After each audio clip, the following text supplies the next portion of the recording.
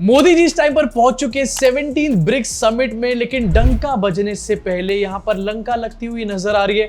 Donald Trump ने ताने मारने शुरू कर दिए। ये कह दिया है कि अगर एंटी अमेरिका कुछ भी हुआ तो 10% एडिशनल टैरिफ लगा दिया जाएगा। अब डोनाल्ड ट्रंप की इस बात के बारे में आगे चल के बात करेंगे और क्यों ये इस टाइम पर इतनी ज्यादा इंपॉर्टेंट, इतनी ज्यादा क्रूशल है, उसके बारे में भी बात करेंगे। लेकिन उससे पहले कुछ तस्वीरें तो देख लो यार अपनी स्क्रीन के ऊपर। ब्रिक्स समिट मोदी जी गए हमारे पैसे के ऊपर, हम मजे भी ना ले क्या? यहाँ पे आपकी स्क्रीन के ऊपर मोदी जी पूरे वर्ल्ड के बीच में इस टाइम पर खड़े। Modi ji is at the centre of this world, ये दिखाया जा रहा है और ये बताया जा रहा है इस फोटो के द्वारा। लेकिन मोदी जी का जो सेंटर है ये थोड़ा सा राइट में क्यों नजर आ रहा है भाई? मुझे राइट में ले लियो जरा इधर को। मतलब इंडिया हो या फिर ब्राजील का ब्रिक्स समिट हो, मोदी जी राइट में ही रहने वाले। मोदी जी ने डिसाइड कर लिया है। इनफैक्ट ये फोटो फिर से आपको दिखाना चाहता हूं आपकी स्क्रीन के ऊपर। मोदी जी को कहा जा रहा है कि ये पूरे वर्ल्ड के बीच में खड़े हुए, लेकिन क्या ब्रिक्स पूरा वर्ल्ड है? डेफिनेटली पूरा वर्ल्ड नहीं है। अमेरिका तो इस वर्ल्ड में है नहीं, तो मोदी जी बीच में खड़े हो, साइड में खड़े हो, इससे क्या ही फर्क यहाँ पे पड़ता है? चलो एक बार को मान लेते हैं कि ब्रिक्स कंट्रीज जो है इसमें चाइना और रशिया भी एक बहुत बड़ा रोल प्ले करता है। एंड ये दोनों अपने आप में काफी बड़ी कंट्रीज है पूरे वर्ल्ड की अगर बात करी जाए।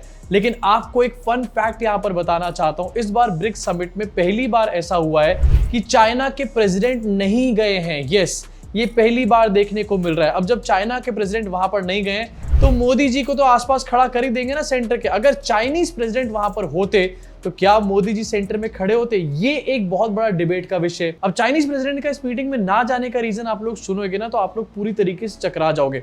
ऐसा भी होता है। चाइनीज प्रेसिडेंट इस मीटिंग में इसलिए नहीं गए क्योंकि वो वहां के इकोनॉमिक चैलेंजेस से जूझ रहे हैं, वहां के इकोनॉमिक चैलेंजेस को एड्रेस करने का काम कर रहे हैं। मतलब चाइना जैसी कंट्री का जो हेड है वो अपने इकोनॉमिक चैलेंजेस से जूझने का और उनको एड्रेस करने का काम कर रहा है। लेकिन इंडिया जिसकी इकोनॉमी चाइना के आसपास नहीं है, उस देश के प्रधानमंत्री जो है वो 7 दिन के इंटरनेशनल विजिट पे गए हुए हैं। मेडल पे मेडल पहनते हुए नजर आ रहे हैं यहाँ पर। अबे चाइना से सीख लो थोड़ा सा। इसी के साथ पुतिन भी इस मीटिंग में नहीं पहुंचे और उनका इस मीटिंग में ना पहुंचने का रीजन ये है क्योंकि इस बार ब्रिक्स समिट ब्राजील में हो रहा है। ब्राजील जो है इंटरनेशनल कोर्ट ऑफ जस्टिस का एक पार्ट है। यहाँ पर अगर ब्राजील जाते हैं पुतिन तो उनको अरेस्ट कर लिया जाएगा, इसलिए वो यहाँ पहुंचे नहीं है। मतलब मोदी जी के दोस्त जो हैं उनके कांड देख रहे हो कैसे कैसे हैं। ब्रिक्स समिट के पार्ट है लेकिन ब्रिक्स समिट में अगर जाएंगे तो अरेस्ट कर लिया जाएगा।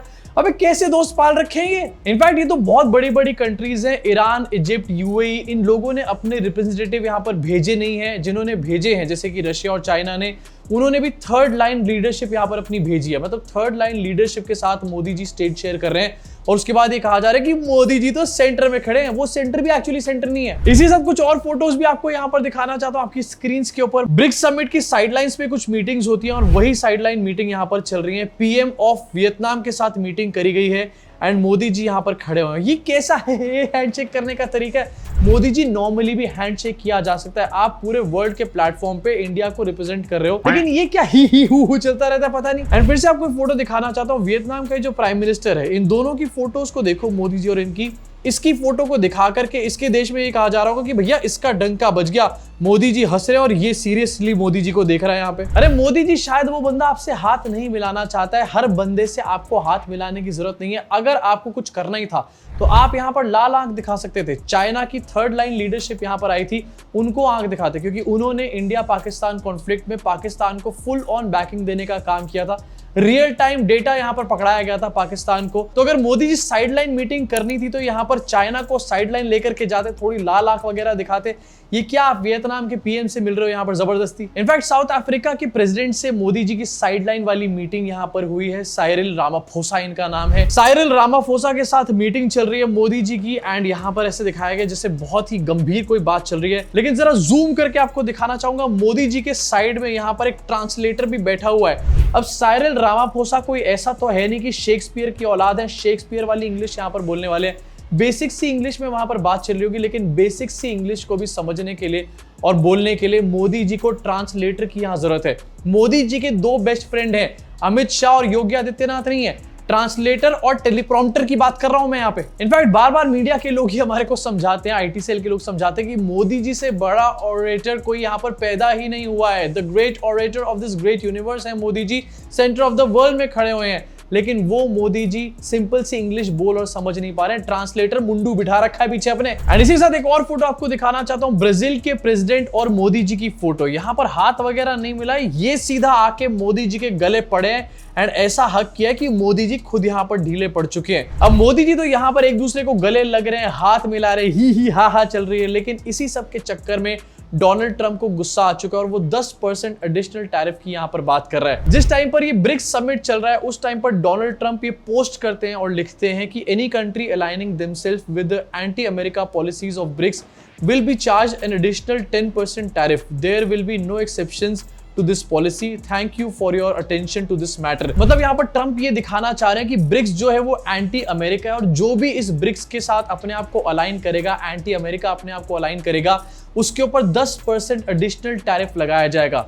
निकल गई सारी हंसी मोदी जी। आप वहां पर खा खी कर रहे हो, लोगों से हाथ मिला रहे हो, झप्पियां पा रहे हो, और दूसरी तरफ आपका अपना दोस्त डोनाल्ड ट्रंप यहां पर बैठ के 10% एडिशनल टैरिफ की बात कर रहा है। अब देखो ये स्टेटमेंट अपने आप में काफी ज्यादा बड़ा है कि ब्रिक्स कंट्रीज के ऊपर 10% एडिशनल टैरिफ लगाने की बात करी जा रही है, लेकिन इसकी टाइमिंग इंडिया के लिए बहुत ज्यादा इंपॉर्टेंट है क्योंकि इंडिया और यूएस की एक ट्रेड डील होने वाली है और उसकी डेडलाइन है वो है 9 तारीख। यानी कि इंडिया यूएस की जो ट्रेड डील है वो अगले 24 से 48 घंटों में होने वाली है। उसके सारे टर्म्स यहाँ पर डिस्कस हो चुके हैं एंड उसके बीच में डोनाल्ड ट्रंप यहाँ पर कह रहे हैं कि 10% एडिशनल टैरिफ लगाया जाएगा। सोचो अगर ये 10% एडिशनल टैरिफ लग जाता है तो इंडिया यूएस की जो ट्रेड डील है वो अपने आप यहाँ पर खटाई में पड़ जाएगी। अब वैसे यहाँ पर ब्रिक्स समिट में बहुत सारे बड़े बड़े लीडर्स नहीं आए हैं, जो मेन कंट्रीज हैं उनके मेन रिप्रेजेंटेटिव यहाँ पर नहीं आए हैं, छोटी मोटी कंट्रीज के भी कोई बहुत बड़े लीडर्स देखने को नहीं मिल रहे हैं। ऐसे में साफ देखा जा रहा है कि ब्रिक्स जो है वो अपने आप में तितर बितर होता हुआ नजर आ रहा है। ब्रिक्स की यूनिटी के ऊपर एक बहुत बड़ा क्वेश्चन आकर के खड़ा हो चुका है। उसके बीच में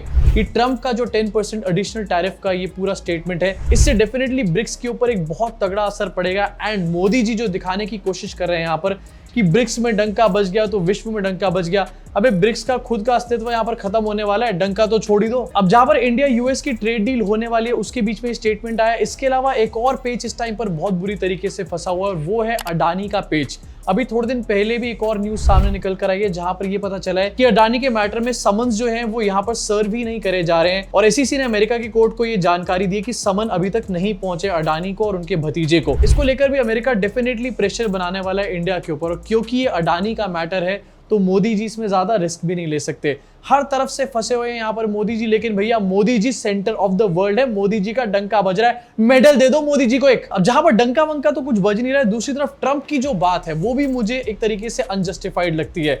कोई अगर कहीं पर मीटिंग कर रहा है उसके ऊपर एडिशनल 10% टैरिफ लगा दूंगा, कोई किसी से अपनी बात कर रहा है उसके ऊपर टैरिफ लगा दूंगा।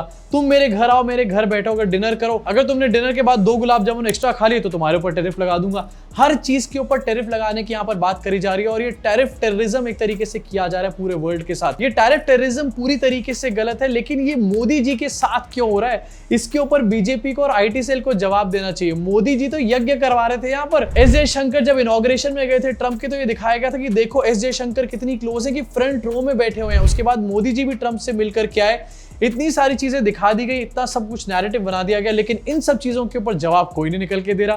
तालियां हो जाए हिपोक्रेसी के लिए। अब जब ट्रंप की बात यहां पर हो चुकी है तो एक और न्यूज जो है ट्रंप से रिलेटेड इस टाइम पर काफी ज्यादा ट्रेंड कर रही है। कुछ दिन पहले आपको याद होगा कि इंडिया ने डेलीगेशंस भेजे थे ऑपरेशन सिंदूर के बारे में बताने के लिए, इंडिया पाकिस्तान कॉन्फ्लिक्ट में इंडिया साइड ऑफ स्टोरी बताने के लिए पूरे वर्ल्ड में, और शशि थरूर का एक डेलीगेशन भी यहाँ पर गया था। एंड इसी डेलीगेशन में यहाँ पर शशि थरूर के साथ कुछ बीजेपी के एमपीज भी गए थे।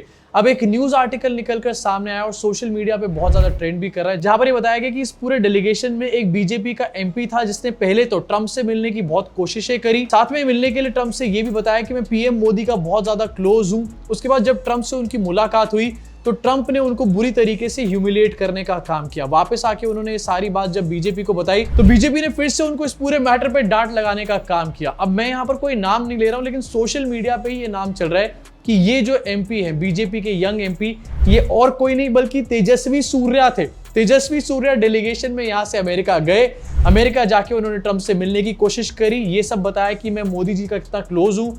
उसके बाद ट्रंप ने उनको ह्यूमिलिएट करने का काम किया और जब वापस वो इंडिया आए तो बीजेपी ने भी उनको ह्यूमिलिएट करने का काम किया। Double humiliation.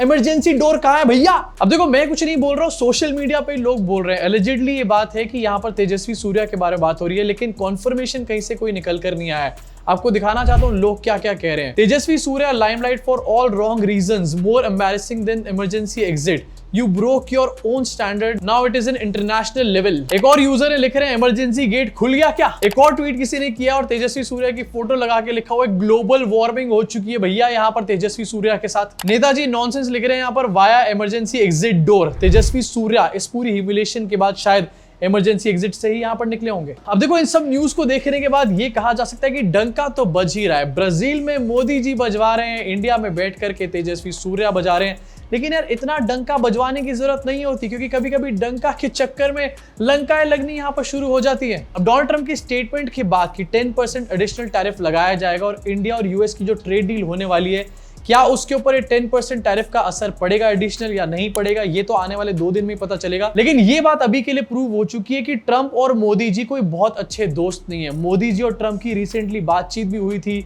जिसमें मोदी जी ने ट्रंप को पता नहीं क्या क्या बोल दिया था। अरे अगर इतना सब कुछ हो ही चुका है, मोदी जी ट्रंप को लाल आंख दिखाते ही रहते, तो आखिरकार ट्रंप इस तरीके की बातें इंडिया के लिए क्यों करता है, इसके ऊपर एक क्लैरिफिकेशन बीजेपी की तरफ से, आईटी सेल की तरफ से, और नहीं तो कुछ गोदी मीडिया की तरफ से तो आना ही चाहिए। आपको क्या लगता है इसके बारे में नीचे कमेंट सेक्शन में कमेंट करके जरूर बताना। मैं आपसे मुलाकात करूंगा इस चैनल के अगले वीडियो में।